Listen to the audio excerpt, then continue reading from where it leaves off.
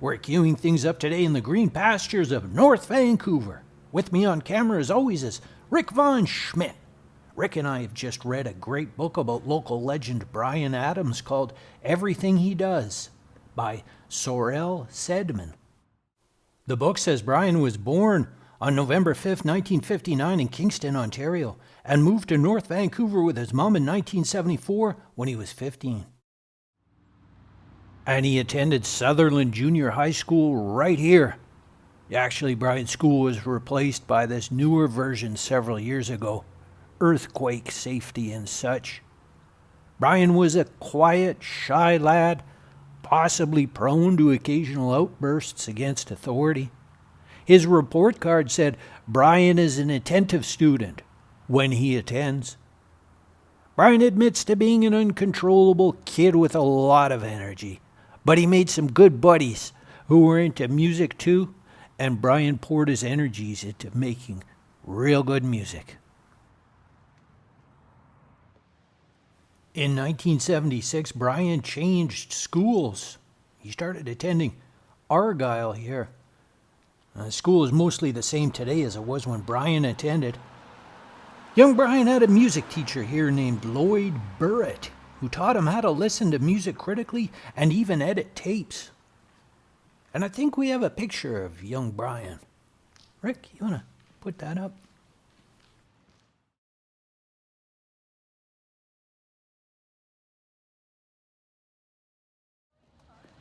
Young Bryan had several odd jobs, including construction, mail delivery, and a pet store. The job most people talk about around these parts is a gig he had washing dishes for $2.50 an hour here at the Tomahawk barbecue. Bryan says he worked here until he had enough money to buy his first amplifier. Says he worked the 6 p.m. to midnight shift. And around back here, well, this would have been the door where young Bryan came to work. See some handprints in the cement here. I wonder if... Nah. Hey, Rick, let's head inside, see if we can take a picture. All right, we're inside here.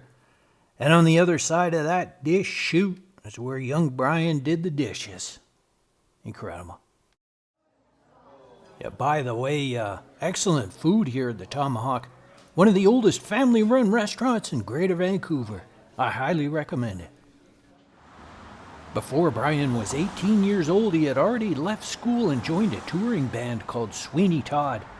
But maybe the biggest turning point in his life happened a few years later, right here on 4th Avenue in Vancouver. There was a music store here called Long and McQuaid. Through a chance encounter, Bryan met another musician here named Jim Valance, and they agreed to get together a few days later in Jim's basement studio to see about writing some songs. The good people at Long and McQuaid told me the store's address was 1664. Looks like it's been replaced by, you guessed it, condos. And this house here in West Vancouver is where the two would get together, and they would work for long hours, every day for years. Their creative chemistry and determination inside this house would lead to the albums You Want It, You Got It, Cuts Like a Knife, and Reckless. Those albums had songs enjoyed by millions around the world, making Bryan an international superstar.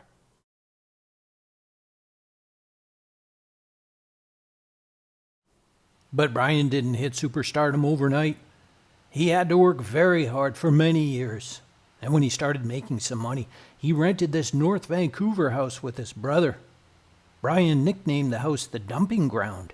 He was desperate for some privacy, and he put a sign on the front door that said, "Attention, do not disturb this house under any circumstances. Please go away. Thank you."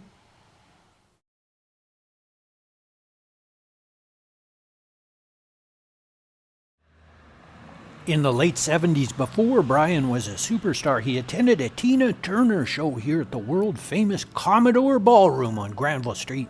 Within 2 songs, she had him on top of a table just a screaming and a shouting.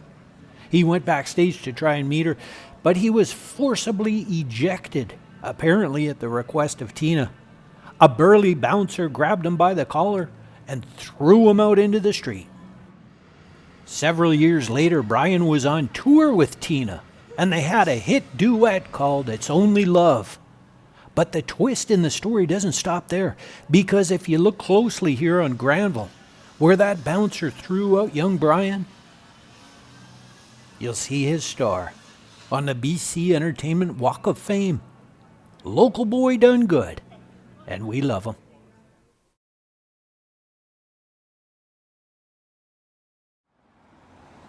We're going to wrap things up today here at 100 Powell Street in the downtown east side.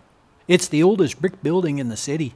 Built in 1886, it survived the big fire that year and even served as Vancouver's City Hall.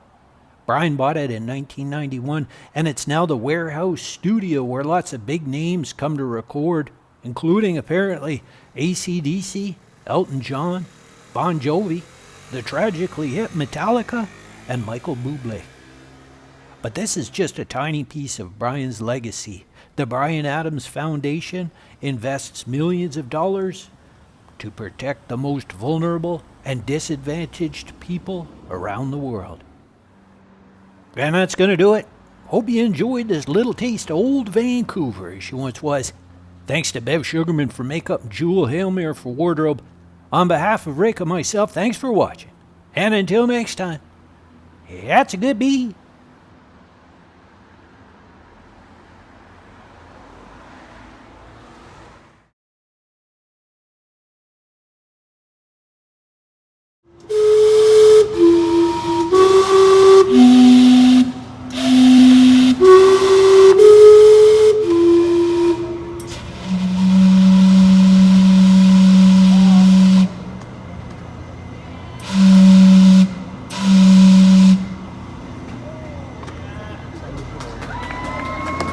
Happy New Year!